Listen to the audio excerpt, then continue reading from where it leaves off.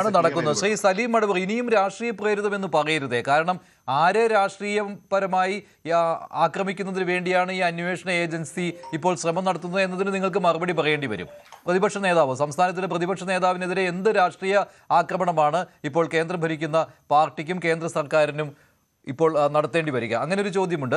പക്ഷെ ഇവിടെ ഈ കേസുണ്ടല്ലോ, ഇതിൻ്റെ മെറിറ്റിലേക്ക് പോവുകയാണെങ്കിൽ സേവനം നൽകാതെ 2.78 കോടി രൂപ കൈപ്പറ്റി എന്നതിനും അപ്പുറത്ത് ഹവാല ഇടപാടിൻ്റെ വിവരങ്ങൾ പോലും എൻഫോഴ്സ്മെന്റ് ഡയറക്ടറേറ്റിന് കിട്ടിയിരിക്കുകയാണ്. അന്വേഷണം നടത്താതെ പറ്റില്ലല്ലോ. അപ്പോഴാണ് അവിടെ കോർണർ യോഗങ്ങൾ ചേർന്ന് ഇഡിക്കെതിരെ രാഷ്ട്രീയ വിശദീകരണം നടത്താൻ പോകുന്നത്. CPM അപഹാസ്യമാവുകയുള്ളൂ. ഈ കൈകൾ ശുദ്ധമാണ് എന്ന് മുഖ്യമന്ത്രിയായെന്ന സമയത്ത് നിയമസഭയിൽ കൈ രണ്ടും ഇങ്ങനെ പിടിച്ചുകൊണ്ട് അന്ന് പിണറായി വിജയൻ പറഞ്ഞതാണ്. പക്ഷെ അശുദ്ധമാണെന്ന് കേരള സമൂഹം സംശയിക്കുന്നുണ്ട് ഇപ്പോൾ. അന്ന് അദ്ദേഹത്തിൻ്റെ വാക്കുണ്ടായിരുന്നു, കേരളത്തിലെ ജനങ്ങൾ വിശ്വസിക്കും, കാലം തെളിയിക്കുമെന്ന്. കാലം തെളിയിച്ചു, കേരളത്തിലെ ജനങ്ങൾ അത് വിശ്വസിക്കുന്നില്ല എന്ന് പിണറായിയുടെ വാക്കുകൾ. ഇനിയിപ്പോൾ ഇന്ത്യയിലെ നിയമ സംവിധാനമാണ് ബാക്കിയുള്ളത്. നിയമ സംവിധാനം അതിന്റെ വഴിക്ക് പോകട്ടെന്നേ. മഞ്ജുഷേ, ഇത് എത്ര കാലമായി തെരച്ചിൽ തുടങ്ങിയിട്ട് അത് കൊണ്ടുപോയി എന്ന് പറഞ്ഞു, അത് കടത്തി കൊണ്ടുപോയി എന്ന് പറഞ്ഞു. ബിരിയാണി ചെമ്പുമില്ല, സ്വർണ്ണവുമില്ല, അങ്ങനെ ഒന്നുമില്ല. അവസാനം അന്വേഷിച്ച് നോക്കുന്ന സമയത്ത് എത്ര ഏജൻസികൾ എത്ര കാലമായി. എന്നാൽ പ്രതികളെ പിടികൂടണ്ടേ? ഇത്ര കാലം കേരളത്തിലൂടെ ചുറ്റിക്കറങ്ങിയിട്ടും ഒരാളെ പോലും ബിരിയാണി അറസ്റ്റ് ചെയ്യാനോ കേസ് കുറ്റപത്രം കൊടുക്കാനോ ഒന്നും സാധിക്കാതെ ആളുകളുടെ കണ്ണിൽ പൊടിയിട്ടുകൊണ്ട് എന്തൊക്കെയാണ് നടക്കുന്നത്? ഇപ്പോൾ അന്വേഷണം പറയാണ്, അന്വേഷിക്കാണ്. ഇത് പിടിക്കാനുള്ള സംവിധാനം ഗവൺമെന്റിന്റെ കയ്യിലില്ല. കേരളത്തിലെ കേന്ദ്ര ഗവൺമെന്റിന്റെ എൻഫോഴ്സ്മെന്റ് ഡയറക്ടറേറ്റ് സർവ്വ സന്നാഹത്തോടുകൂടി കേരളത്തിൽ വന്നിട്ടുണ്ട്. ഇത് പിടിക്കാനുള്ള സംവിധാനം ഇല്ലേ? പിന്നെ എന്താണ് ഈ സംവിധാനത്തിന്റെ പ്രാധാന്യം? ഇപ്പോഴും പറയുന്നത് ഞങ്ങള് അന്വേഷണം നടത്തുന്നു എന്ന് പറയുന്നു. അപ്പൊ ഇന്നലെ കൊടുത്തിരിക്കുന്ന മറുപടിയിൽ പറയുന്നത് 90 ലക്ഷത്തിനെങ്ങാണ്ട് ഹവാല, 55 ലക്ഷത്തിന്റെ ഹവാല. അത് ഈ ഹവാല പല രാഷ്ട്രീയ നേതാക്കൾ, അല്ലെങ്കിൽ നിങ്ങളെ ലീഗിന്റെ ഒക്കെ നേതാക്കൾ, ഇപ്പൊ KT ജോസഫിന്റെ വാക്ക് കടമെടുത്ത് പറയാം, ലീഗിന്റെ ഒക്കെ പല നേതാക്കളുടെയും വീടുകളിൽ ഇതുപോലെ റെയ്ഡ് നടത്തിയാൽ എത്ര കോടികളുടെ ഹവാല കിട്ടും? അപ്പൊ അതൊന്നും അന്വേഷിക്കേണ്ട, ഹവാലയാണ് പ്രശ്നം. ഇനി അതും വേണ്ട. കഴിഞ്ഞ ദിവസം PC ജോസഫ് വെളിപ്പെടുത്തൽ നടത്തിയിരുന്നു. 4.5 കോടി രൂപ ആ മണ്ഡലത്തിൽ തെരഞ്ഞെടുപ്പിൽ ചെലവഴിച്ചു. ആ 4.5 കോടി രൂപ എവിടെ പോയി? അതിനെ കുറിച്ച് എന്താ അന്വേഷണമല്ലേ? അത് എവിടെ നിന്ന് വന്നത്? 4.5 കോടി അവിടെ 4.5 കൊടുത്തിട്ടുണ്ടെങ്കിൽ കഴക്കൂട്ടത്തും കൊടുത്തിട്ടുണ്ടാവുമല്ലോ. അങ്ങനെയാണെങ്കിൽ നമ്മുടെ എല്ലാം അന്വേഷിക്കട്ടെ, അതെല്ലാം അന്വേഷണ പരിധിയിൽ വരട്ടെ. ഇവിടെ ഈ കേസിന്റെ മെറിറ്റ് എടുത്തു കഴിഞ്ഞാൽ വീണ വിജയൻ താമസിച്ചിരുന്ന വീട്ടിൽ നടത്തിയ റെയ്ഡിലാണ് ED രേഖകൾ പിടിച്ചെടുത്തത്. ആ രേഖയിലാണ് ഈ 20 കോടി രൂപയുടെ 85 ലക്ഷം ദുബായിലേക്ക് കടത്തിയതിന്റെ വിവരങ്ങളാണ്. അതല്ലാതെ 20 കോടി രൂപയുടെ ട്രാൻസാക്ഷൻ നടത്തിയതിന്റെ വിവരമുണ്ട്. വീണ വിജയന്റെ കമ്പനിക്ക് ആകെ പ്രോഫിറ്റ് കിട്ടിയത് ഈ CMRL കമ്പനിയുമായുള്ള ഇടപാടിലായിരുന്നു. 2.78 കോടി രൂപ. അത് വീണ വിജയൻ പേഴ്സണലായിട്ട് 3 ലക്ഷം രൂപ, 5 ലക്ഷം രൂപ ഓരോ മാസവും 3 ലക്ഷം രൂപ എക്സാലോജി കമ്പനിയും ചേർന്ന് കൈപ്പറ്റി. അപ്പോൾ ഇതിനും അപ്പുറത്തേക്കുള്ള ഇടപാട് വീണ വിജയൻ നടത്തിയതിന്റെ അവരുടെ കൈപ്പടയിലുള്ള രേഖകൾ പിടിച്ചെടുക്കുകയാണ് ED ചെയ്തത്. അന്വേഷണം വേണ്ടേ? അല്ല ഇവിടെ ഞാൻ പറയട്ടെ, ഞാൻ ആദ്യം പറഞ്ഞു തീർക്കട്ടെ. 4.5 കോടി രൂപ BJP കേന്ദ്ര നേതൃത്വം എല്ലാ സ്ഥലത്തും വിതരണം ചെയ്ത് 4.5 കോടി രൂപ എല്ലാ A ക്ലാസ് മണ്ഡലങ്ങളിലും വിതരണം ചെയ്തെന്ന് പറഞ്ഞു.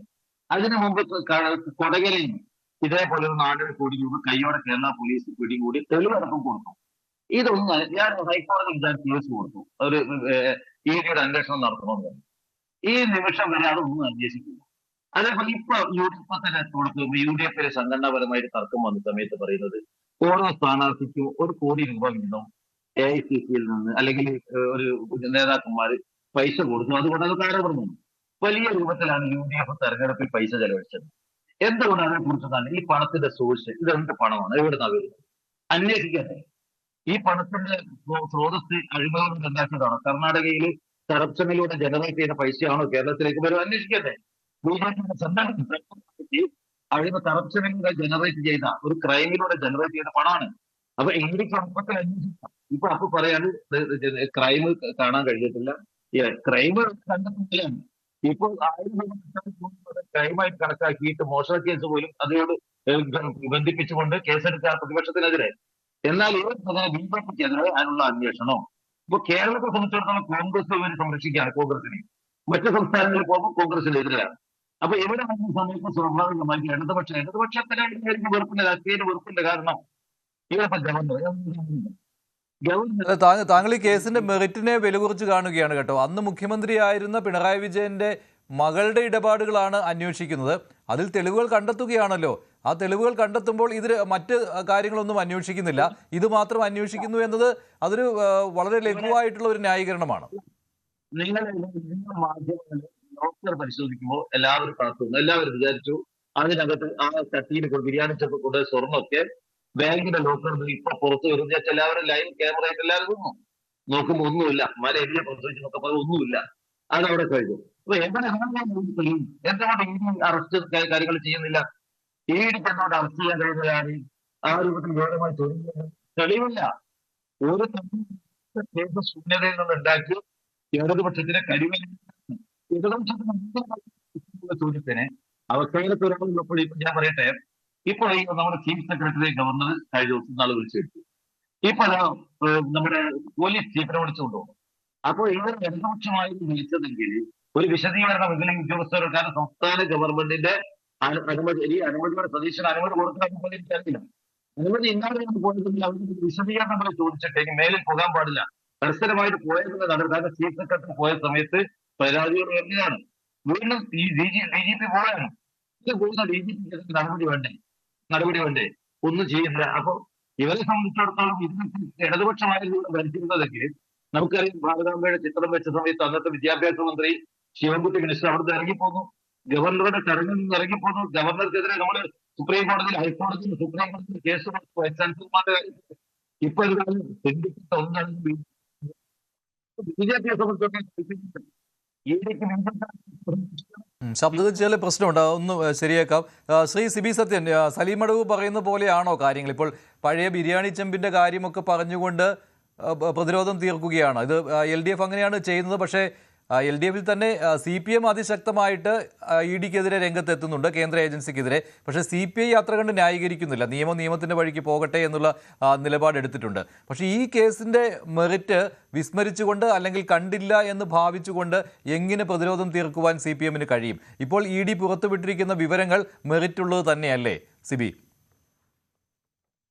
മഞ്ജുഷ്, LDF പ്രതിനിധിയുടെ ഈ വാദഗതികൾ കേട്ട് കഴിഞ്ഞാൽ അരി എത്ര എന്ന് ചോദിക്കുമ്പോൾ വയറഞ്ഞാഴി എന്ന് പറയുന്ന പോലുള്ള ഒരു രീതിയാണ് അദ്ദേഹം പിന്തുടരുന്നത്. അദ്ദേഹം പറയുന്നത് ഇലക്ഷൻ ഫണ്ട് അന്വേഷിക്കണം, അതന്വേഷിക്കണം, ലീഗിന്റെ നേതാക്കന്മാരുടെ വീട്ടിൽ റെയ്ഡ് നടത്തിയാൽ അവിടെ ഹവാലയുടെ ഇടപാടുകൾ കാണും. അപ്പൊ ഇതൊക്കെ കൊണ്ട് ശ്രീമതി വീണ വിജയന്റെ ഇടപാടുകൾ സാധൂകരിക്കപ്പെടുന്നു. കൂടുതൽ വാർത്തകൾക്ക് News 18 Keralam YouTube channel subscribe ചെയ്യുക.